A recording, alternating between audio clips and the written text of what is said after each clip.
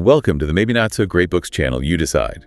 This is lesson 13 of 14, Portrait Astrology, the $70 generational consulting industry from the fourth turning. Yeah. Generational Theory Across 3 Decades by Neil Howe and William Strauss. Right. What if the most profitable application of generational theory has the same scientific validity as your horoscope? That is exactly the question we're going to explore today. Welcome to this deep dive. Our mission for this conversation is to trace a really, just a truly fascinating, almost unbelievable trajectory. Yeah, unbelievable is the right word. Right. We are going to examine how a sweeping cyclical theory of Anglo-American history, a theory born back in the early 1990s, how that transformed into this massive, highly lucrative corporate consulting ecosystem. Completely embedded in the business world. Exactly. We'll look closely at the sources, the data, and the academic reception to understand how this framework became so entrenched, especially despite a really stark, documented lack of empirical backing. We're looking at a phenomenon where a grand historical narrative was essentially reverse engineered into a commercial product. Okay, let's unpack this right out of the gate. Yeah. Because the sheer scale of what we are talking about here is just staggering. It really is. We're looking at a generational consulting industry. Okay. So an entire sprawling ecosystem of experts, keynotes, workshops, certifications that, according to our source material, was estimated to be worth over $70 million annually. Yeah. $70 million a year. And just to put that into perspective for you listening, that was based on an estimate from over a decade ago. Right. So today, in 2026, it's arguably even bigger. Much bigger. This isn't just a niche academic debate happening in the dusty halls of some university. This is a massive, boots-on-the-ground commercial enterprise. The scale is indeed vast, and the provocative contradiction at the very heart of this industry is really what makes it so compelling to study. Definitely. Because on one side of the ledger, you have this commercial success that most authors or historians can honestly only dream of. You have major, serious institutions, Fortune 500 companies, the U.S. Army, the Marine Corps, global marketing conglomerates, and they are spending millions of dollars making strategic workforce decisions based on this exact framework. But then you flip the ledger. Right. You look at the scientific community. The National Academies of Sciences, Engineering, and Medicine explicitly state that categorizing workers with generational labels is, and I'll quote directly from the source here, not supported by research. Wow, not supported. Exactly. So you have a $70 million industry built on a foundation that the highest scientific bodies in the country say simply does not exist. I want to pause here and ask you, the listener, to just think about your own life and your own career for a second. Have you ever been sitting in a meeting or maybe reading a performance review and found yourself being placed into a neat little box? Oh, it happens all the time. It does. Have you ever been told by an HR rep that you behave a certain way or value certain things simply because you're a millennial or a boomer or Gen Z? It is the water we swim in at work. It really is everywhere. But what if that box, that incredibly rigid label dictating how your employer views your potential? What if that was just a highly lucrative fiction? What if it's a story that was sold to your boss for $50,000 just to make their life easier? Well, that is the exact hook we're exploring today. We are navigating this massive gap between commercial utility and empirical truth. And to understand how this happened, we really have to look at the business model of generational theory itself. Let's get into it. So William Strauss and Neil Howe initially developed a 4-archetype framework to explain American history.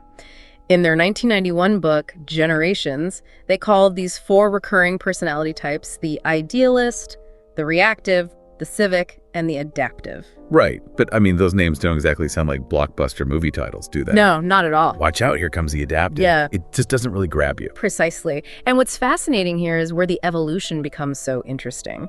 Because by the time they published their 1997 book, The Fourth Turning, they had rebranded these exact same archetypes with much more dramatic, almost mythological names. Total rebrand. Yes. The idealist became the prophet, the reactive became the nomad, the civic became the hero, and the adaptive became the artist. The rebranding alone tells you so much about the trajectory here. They moved entirely away from the dry vocabulary of social science and went straight for the Hollywood vocabulary. It's very cinematic. Exactly. If I'm an executive, I don't really know what to do with a civic employee.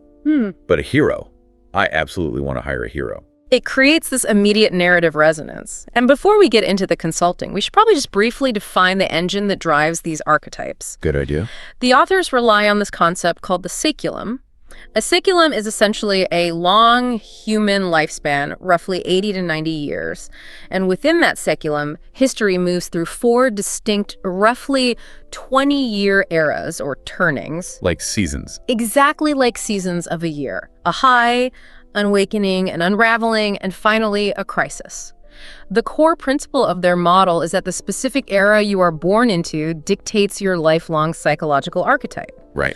So the theory claims that if you're born in a certain 20-ish year window, you belong to a specific generation, and that generation has a hardwired peer personality. Which means, according to this framework, that all boomers are prophets, all Gen Xers are nomads, all millennials are heroes, and the generation coming after them, Gen Z, who they initially called homelanders, are artists.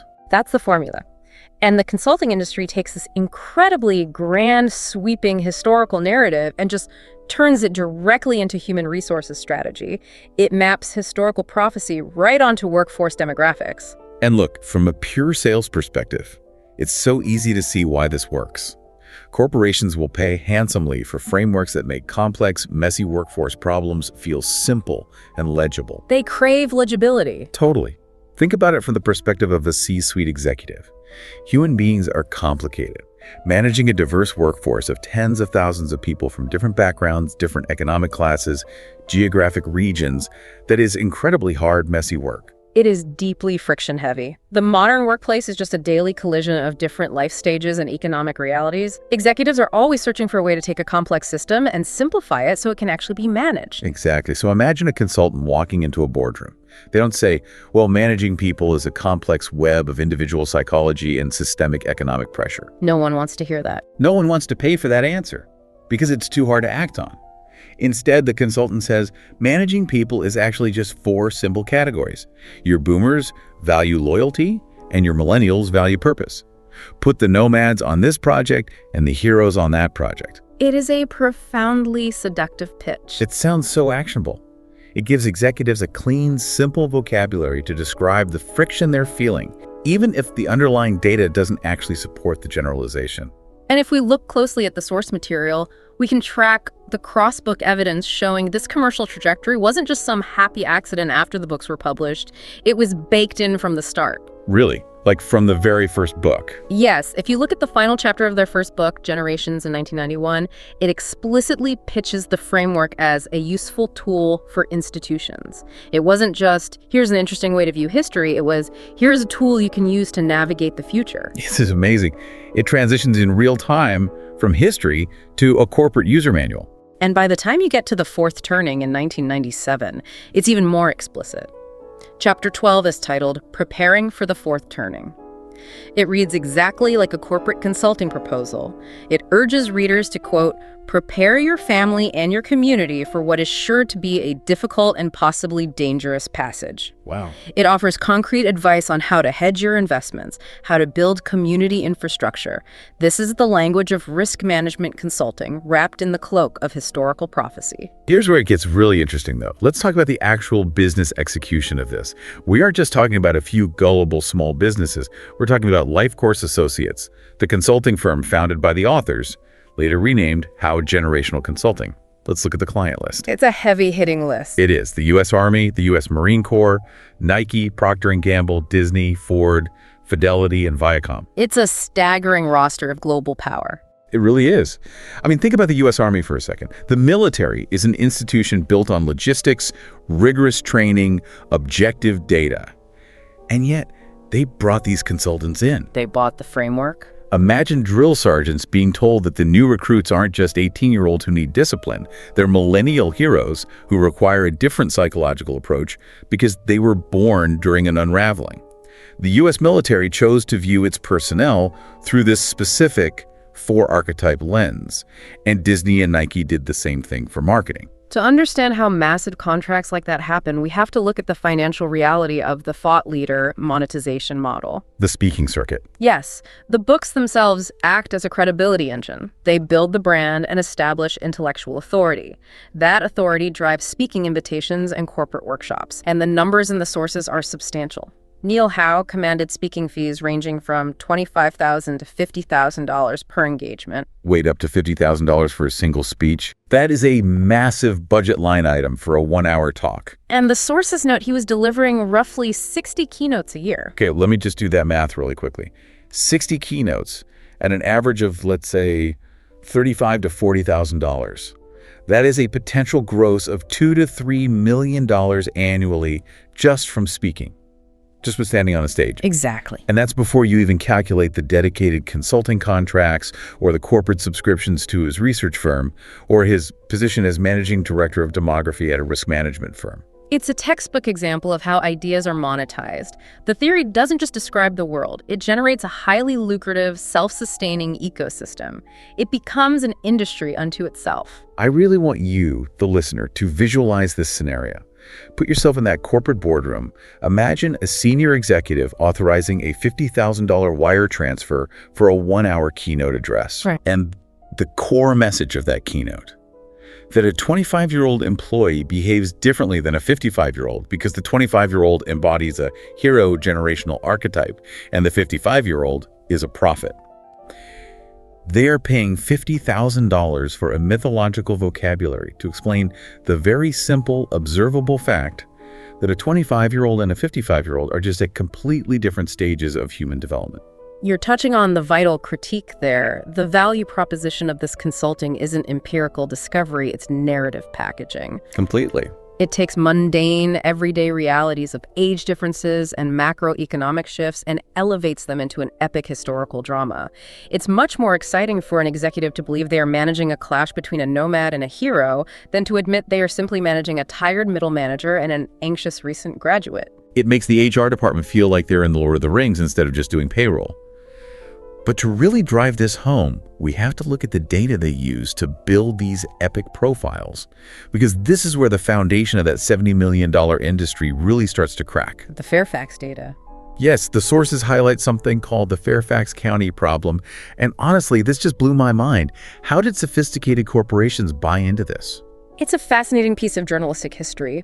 The Chronicle of Higher Education published a major expose in 2009 regarding the specific methodology used by Strauss and how to define the millennial generation. Right. Remember, they defined millennials as team-oriented, rule-following, institutionally trusting, optimist, the hero archetype. The natural question is, where exactly did they get the empirical data to build that sweeping psychological profile for tens of millions of people? Well, let me tell you where they got it. Because this is wild. They built the entire millennial profile based heavily on a survey of approximately 600 high school seniors from Fairfax County, Virginia. Which is an incredibly specific demographic sample. To put it mildly, for those who don't know the D.C. area, Fairfax County is consistently ranked as one of the wealthiest, most affluent counties in the entire United States. Yeah. During the late 90s, when this data was gathered, the dot-com boom was taking off, AOL was nearby, and the median income was nearly twice the national average. Right. So they took a survey of about 600 highly affluent, predominantly white, heavily privileged suburban teenagers, observed their attitudes, and extrapolated that exact profile to define the peer personality of over 70 million incredibly diverse Americans. It is a catastrophic example of sampling bias. The portrait they painted likely accurately described affluent Virginia teenagers preparing for elite colleges in the late 1990s, but it was generalized to represent an entire demographic cohort. Which is absurd. As the sources point out in the critique, a Black millennial growing up in rural Alabama or a working-class millennial in the Rust Belt has almost nothing in common economically or culturally with a wealthy white millennial in Fairfax County. Yet the consulting framework insists they all share this hardwired peer personality. And corporations paid millions for this. The U.S. Army paid for this. They took data based on rich suburban kids whose biggest worry was getting into an Ivy League school, slapped the label millennial on it, and sold it to Nike and Disney as a universal truth. It's astonishing. The Chronicle of Higher Education actually interviewed college admissions professionals who said the Strauss-Howe millennial traits simply did not match their poorer or non-white students at all. It's literally marketing research masquerading as demography. If we connect this historical origin to the bigger picture, we have to look at the modern workplace reality right now, in 2026. Because this generational segmentation didn't just stay in the 1990s. No, it didn't. It has completely saturated HR departments and marketing strategies over the last 2 decades. It's standard operating procedure. When an HR department today designs a retention strategy targeted at what Gen Z wants, they are operating directly downstream from this exact consulting ecosystem and its flawed methodology. Which brings us directly back to you, the listener. Why should you care about this? How do these labels affect you right now? Because when workers are stereotyped by their birth year, they aren't being evaluated by their actual capabilities or their actual needs. Exactly. If you're a millennial struggling with crippling student debt and a brutal housing crisis, and your HR department is treating you like an optimistic hero archetype who just wants purpose-driven work and a ping pong table instead of a living wage, the disconnect is economically damaging to you. It obscures the real, material conditions of your life behind a pop sociology label. It represents a much broader critique of the expertise industry itself. The consulting industry thrives because it solves a real business problem, giving executives a vocabulary for friction. But it does so by offering the appearance of insight rather than empirical truth. Right. Executives are hungry for certainty. A framework that categorizes billions of complex individuals into 4 distinct personality types provides a profound sense of certainty. But certainty is not the same thing as accuracy. No, it is not. And that is exactly where the academic pushback becomes impossible to ignore. Because the scientific takedown of this theory is absolutely brutal. Let's bring in the heavy hitters from the source material. Yes, but let's be careful not to bog this down in academic jargon. Agreed, keeping it jargon-free. Let's look at the 2012 meta-analysis published in the Journal of Business and Psychology by Costanza and colleagues. Just to be clear, a meta-analysis isn't just one study. It's a study of studies. It crunches the numbers across thousands of data points. And their conclusion regarding generational differences in the workplace was definitive. I'll quote directly from the sources. The relationships between generational membership and work-related outcomes are moderate to small, essentially zero in many cases. Essentially zero. Let's truly absorb that finding. When actual organizational scientists look at massive data sets to see if being a boomer or a millennial actually predicts how you will behave at work, the correlation simply vanishes. The differences within any given generation are vastly larger than the differences between the generations. It completely dismantles the entire premise of the consulting industry. And then you have organizational psychologist Kurt Rudolph, who delivered what might be the absolute knockout punch in the source material. He said, categorizing workers by generation is no more scientific than categorizing them by astrological sign. It's a powerful quote. And Martin Brand took it a step further. He said generation theory has become corporate astrology, except it's worse, because at least astrology doesn't get you a consulting fee. The astrological comparison isn't just a rhetorical insult. It points to a real structural similarity. Both astrology and generational theory assign you a fixed set of personality traits based entirely on the arbitrary date you happen to be born. Right. Furthermore, both systems offer categories that are broad and vague enough that anyone can recognize a small piece of themselves in the description. In psychology, this is known as the Barnum effect. If I tell you that as a millennial, you sometimes feel misunderstood by older management, but you deeply value your close peer network, you'll likely agree, because that applies to almost every young human being in history. Right. I mean, who doesn't think they value their friends and are misunderstood by their boss? Exactly. And both systems are highly resistant to falsification. If a millennial employee doesn't act like a hero, the consultant just claims individual variation exists, without ever abandoning the overarching category they are charging $50,000 to explain. Okay, but I want to play devil's advocate here for a second. Let's create some friction. Yeah. Because I manage people. I've been in the workforce a long time. And I absolutely see a difference in how my 24-year-old hires approach their work versus my 50-year-old veteran hires. So isn't it possible that Strauss and Howe just managed to put a useful name to a very real phenomenon? That is a very common defense, and it's a perfectly logical observation on your part. You are seeing a difference. But the academic sources identify why your observation is being misinterpreted by this industry. It comes down to what demographers call the conflation error. The conflation error. Yes, this is the massive blind spot of the entire theory. The theory constantly mixes up 3 completely different sociological phenomena: age effects, period effects, and cohort effects. We need to break this down. Let's do it. First, you have an age effect. This is simply acting a certain way because of how old you are, biologically and developmentally. A 22-year-old generally takes more risks and changes jobs more often than a 62-year-old. That has nothing to do with the generational archetype. That makes total sense. Young people act young. Second, you have period effects. This is when people act a certain way because of the current historical or economic environment they're living in right now. Crucially, a period effect impacts everyone alive at that time, regardless of their generation. Like the pandemic. Exactly. The 2008 financial crisis, the smartphone, the shift to remote work during COVID-19. These events impacted the behavior of 20-year-olds and 70-year-olds simultaneously. I'm going to use an analogy here to make sure I'm getting this and to make it visual for you listening. Think of the conflation error like going to a massive outdoor music festival. Okay. An age effect is the simple fact that all the 20-year-olds are up front, exhausted, and bruised in the mosh pit, while the 60-year-olds are sitting comfortably in lawn chairs at the back of the field. That's just biology. Right. A period effect is that halfway through the concert, it suddenly starts pouring freezing rain. Yeah. So everyone, the kids in the mosh pit and the older folks in the lawn chairs, all start running frantically for the main beer tent to get out of the storm. That is an excellent analogy. So where does the generational theory come in? The consulting industry is basically looking at those 20-year-olds running from the rain toward the tent, completely ignoring the storm, and saying to an executive, aha, you see, this generation is genetically predisposed to love running. They are the running cohort. Exactly. They ignore the rain, the period effect, and attribute the behavior entirely to the group's fixed identity. Which brings us to the third category, cohort effects. This is what generational theory claims to be measuring. Okay. A cohort effect is the idea that experiencing a specific historical event at a specific formative age leaves a permanent, unique psychological mark on your group that lasts your entire life. The classic example is the generation that grew up as young children during the Great Depression. The trauma of that specific period effect at that specific age created a cohort effect where they remained uniquely frugal and risk-averse for the rest of their lives. So tying it all together, the conflation error happens when a high-priced consultant observes a 25-year-old changing jobs frequently today in 2026 and tells the HR department, that's a fixed millennial or Gen Z cohort trait? When in reality, it's mostly an age effect.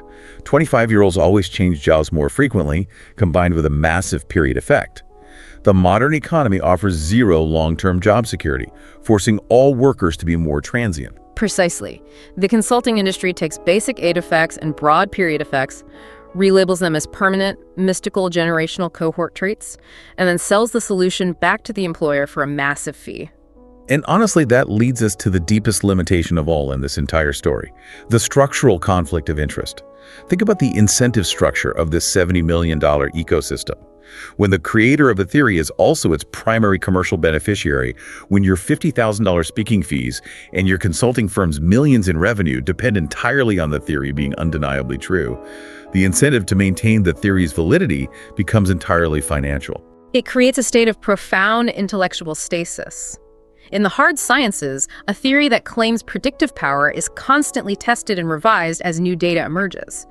But if you're generating millions of dollars a year from a specific framework, you're trapped. You can't change it. If new data emerges that contradicts the framework, for instance, if millennials grow up and do not behave like the institution-building hero generation they were confidently predicted to be in 1997, the authors cannot easily revise the theory. They literally can't afford to be wrong. To abandon the hero archetype for millennials would be to send an email to clients like the U.S. Army and Disney and say, hey, you know those millions of dollars you spent reorganizing your institutions? Yeah, the data was actually just some rich kids in Fairfax and we were wrong. They can't do it. They cannot do it. And the cross-book forensic analysis provided in our sources highlights this intellectual stasis perfectly. Reviewers noted that roughly 40% of the 1997 book, The Fourth Turning, was simply rehashed material from the 1991 book, Generations. Even more strikingly, multiple reviewers confirmed that approximately 50% of the newest book, The Fourth Turning is Here, published very recently in 2023, is entirely repackaged material from the 1997 original. 50% of a book published almost 30 years later is just copy-pasted theory. It's the same product with a fresh coat of paint. The historical events occurring in the world have drastically changed: 9/11, the 2008 crash, a pandemic, AI, but the model never changes, which is absolutely crazy for a theory that explicitly claims to be able to predict the future. If a theory remains utterly static for over 3 decades despite massive global changes, it strongly suggests the framework is being maintained for commercial brand consistency rather than scholarly accuracy. The sources even note that the timeline for the Great Crisis Resolution quietly shifted. In the 1997 book, the crisis was predicted to resolve before 2025. Now, In the 2023 book, that timeline was quietly extended to the mid-2030s. The goalposts were smoothly moved to keep the narrative alive. so what does this all mean for us today? We've laid out the immense profitability, the seductiveness of its simplicity, and the devastating scientific critiques.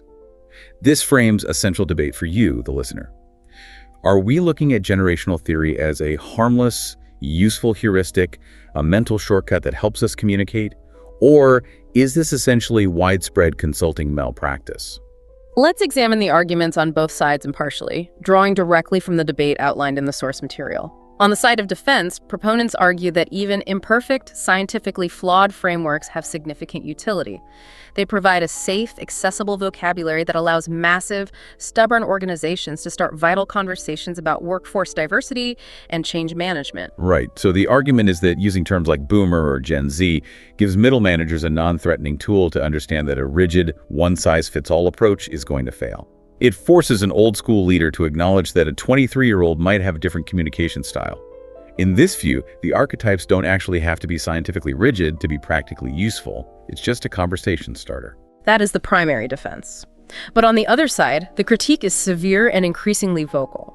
Critics counter that charging a corporation $50,000 just to tell executives things that basic demographic data already show that young people act differently than older people is bordering on malpractice. Yeah, that makes sense. If you are dressing up that simple biological fact in pseudoscientific archetype language, you aren't providing actionable insight, you are providing an expensive illusion. Furthermore, critics argue that by erasing incredibly important factors like race, class, gender, and geography in favor of one universal generational personality, you might actually be doing active harm to your employees. You're implementing policies based on stereotypes derived from wealthy teenagers in Fairfax County and applying them to a factory worker in Ohio. Which brings us to a fascinating turning point in recent demography that the sources highlight. The Pew Research Center, which is widely considered one of the most respected polling organizations in the world, wrestled with this exact debate. For years, Pew actively used generational framing in their public reports. They were huge drivers of it. Yes, but then the scientific community finally had enough. In 2021, an open letter was drafted and signed by approximately 150 leading demographers and social scientists. They directly urged Pew to stop using generational labels entirely, calling them arbitrary, misleading, and utterly without scientific basis. And Pew actually listened. They did. In 2023, Pew announced a major methodological shift and largely abandoned generational framing in their research. They decided that the lack of truth value finally negated any perceived utility value. This raises an incredibly important question, and it's the core of the debate angle for this deep dive. I want to pose this directly to you, the listener, to wrestle with. How do you evaluate a framework in your professional life?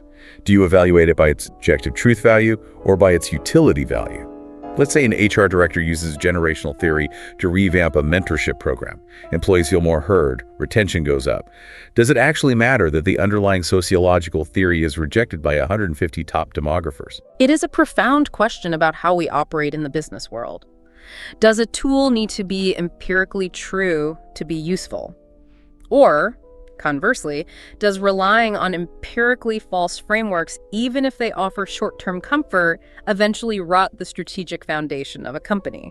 It's such a tough question because the pragmatic business brain says, if it works, don't overthink it. But if it works for the wrong reasons, eventually you're going to hit a wall. Yeah. If you build your entire retention strategy assuming all your millennials are team-oriented heroes who just want a mission statement and then they all quit because they literally cannot afford to pay rent, your theoretical utility just crashed headfirst into empirical reality. And when that crash happens, the consultant is already gone, having cashed their check, leaving the company to deal with the fallout.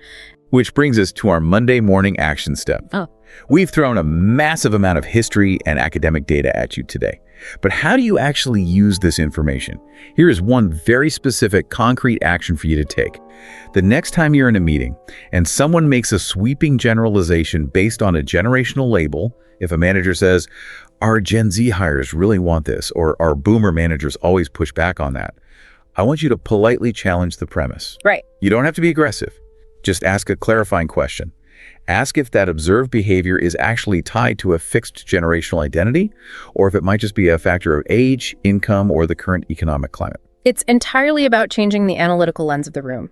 Encourage your team to look for the material cause. Are those Gen Z hires acting that way because they are supposedly artists born during a historical crisis? Or are they acting that way because they are simply 23 years old, entering a chaotic workforce defined by high inflation and unprecedented technological shift? Exactly. Treat generational labels as conversation starters, if you must use them at all, but never treat them as hard data. Use them to ask better questions about what your employees actually need.